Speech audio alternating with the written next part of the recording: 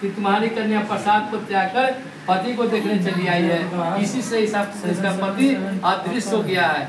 यह वह पुनः घर जाकर प्रसाद भक्षण कराएगी, तब पति को निसंदेह पाएगी। कन्या ने यह आकाशवाणी सुनकर शीघ्र ही घर जाकर प्रसाद को भक्षण कर अपने पति को देखा और कलावती संतुष्ट होकर अपने पिता से कहने लगी कि अब शीघ्र ही घर चलिए, विलम्ब न कीजिए। कन्या का वचन सुनकर साधु दामाद सहित संतुष्ट होकर धन और बंधुओं के साथ अपने घर को गया। उसी दिन से वह हर महीने संक्रांति पर विधि पूर्वक सत्यनारायण स्वामी का पूजन करने लगा। इस तरह से सुख पाकर अंत में सत्यदेव लोक को चला गया।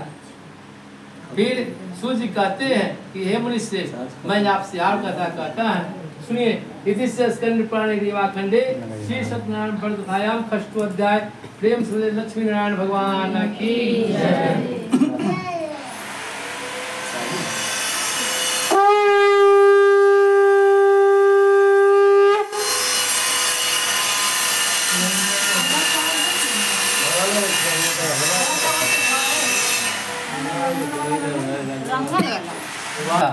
जिसने सतदेव को प्रसाद त्यागने से बहुत दुख पाया। एक दिन उसने वन में जाकर मृगादिक अनेक पशुओं को मारा और पीछे आकर एक बरगद के पेड़ के नीचे श्री सत्यनारायण भगवान का पूजन को देखा।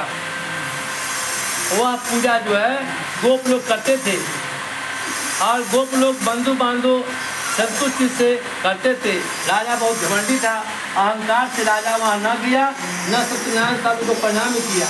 जब वे गोप राजा को प्रसाद देने के लिए गए तो राजा ने प्रसाद नहीं लिया। तब वे गोप वहाँ पर प्रसाद रखकर चले गए। राजा ने प्रसाद को अनादर किया। इस तरह प्रसाद को अनादर करने से उसने अति दुख पाया। उस राजा के 100 पुत्र थे, वे मर गए, धन धान भी नष्ट हो गए।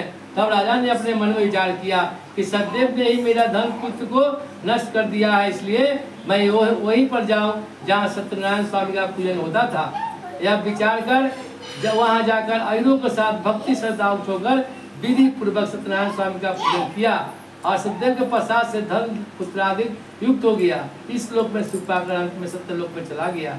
जो प्राणी अति दुर्लभ से सतदेव का व्रत करता है, भक्ति युक्त होकर पवित्र फल देने वाली कथा को सुनता है, उसको सतदेव के प्रसाद से धन धनादि प्राप्त होते हैं। दलित धन पावे कहते छूट जावे, भायार्थ भय से छूटे, इसमें कोई संशय नहीं है।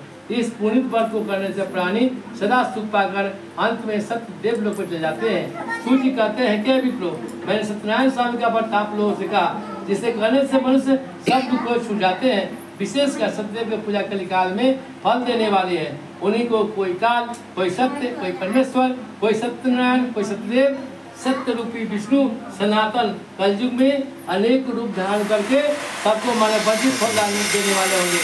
हे मुनिश्रेष्ठ, जो प्राणी इसको पढ़ता है या सुनता है, उसके संपूर्ण पाप सतदेव के प्रसाद से नष्ट हो जाते हैं।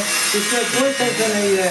इति संस्कृत प्राणी रीवाखंडे श्री सत्यनारायण भक्त दायाम सत्योध्याय प्रेम श्री सत्यनारायण भगवान की जय, विष्णु भगवान की जय, गंगा जी महारानी की जय, बाबा हरिहरनाथ की जय, बाबा गरीबनाथ की जय।